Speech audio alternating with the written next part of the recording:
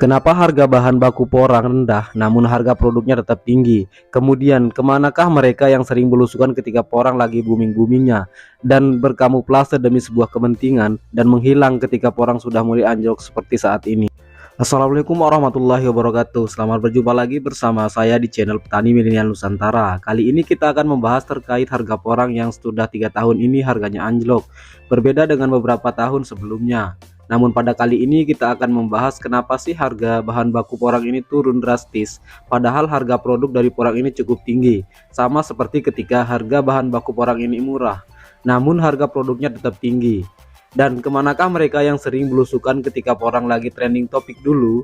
Nah, sebelum kita bahas lebih lanjut, silahkan teman-teman subscribe, like, komen, dan share. Terima kasih, silahkan simak video selengkapnya. Permasalahan seperti ini sudah menjadi budaya ekonomi di Indonesia. Masyarakat khususnya petani sering mengeluh dan bertanya-tanya kepada rezim yang bertanggung jawab hadir untuk menjelaskan hal tersebut, namun tidak ada satupun yang hadir untuk menjawab pertanyaan kegelisahan petani. Contohnya seperti kasus komoditi porang yang cukup euforia atau kesenangan belaka para petani porang. Ketika harga porang melambung tinggi, banyak rezim yang hadir dan belusukan di mana-mana seakan mereka menjadi pahlawan saat itu.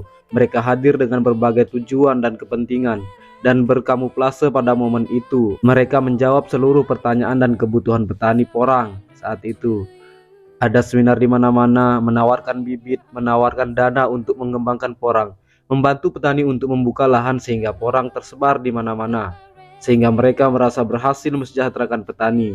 Namun kondisi itu terbalik dengan fakta saat ini. Beberapa tahun belakangan ini, ketenaran porang mulai redup, diawali dengan harga porang semakin anjlok. Sehingga sampailah ke titik ini para petani mengeluh dengan harga porang yang tidak sesuai dengan harapan mereka.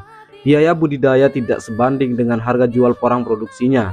Lantas apa yang mereka lakukan? Harga porang turun 90% tanpa alasan yang jelas dan masih misteri.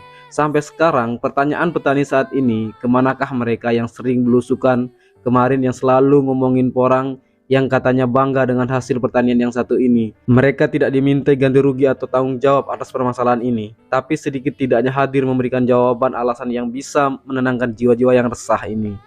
Yang menjadi misteri dari dulu hingga saat ini terhadap komoditas pertanian di Indonesia adalah harga bahan baku tidak sesuai dengan harga produknya. Kira-kira apa ya alasannya? Tulis di kolom komentar. Jika alasannya biaya produksi yang tinggi sehingga harga produksinya mahal dan selisih jauh dengan harga bahan baku, maka kenapa ketika bahan baku harganya naik, harga produknya juga ikut naik? Nah, kenapa ketika harga bahan bakunya turun tetapi harga produknya tetap mahal? Ini hampir terjadi pada setiap komoditas pertanian di Indonesia. Contoh sekarang terjadi pada tanaman porang. Bahan bakunya murah tapi harga produknya tetap mahal. Sama seperti ketika harga porang mahal seperti tahun-tahun sebelumnya. Artinya ada sedikit kejanggalan terhadap budaya ekonomi di Indonesia. Seharusnya jika harga bahan baku tinggi, maka harga produknya juga tinggi. Nah, sebaliknya jika harga bahan bakunya rendah, maka harga produksinya juga rendah. Hal ini tidak terjadi pada komoditas porang di Indonesia. Lantas apa sih alasan yang tepat mengenai permasalahan ini? Silahkan tulis pendapat kalian di kolom komentar. Untuk rezim yang belusukan ketika porang lagi trending namun menghilang ketika porang mulai anjlok, mentalnya sama kayak porang yang harganya anjlok. Terima kasih sudah menonton, jangan lupa subscribe, like, komen, dan share. Terima kasih, sampai jumpa di video selanjutnya.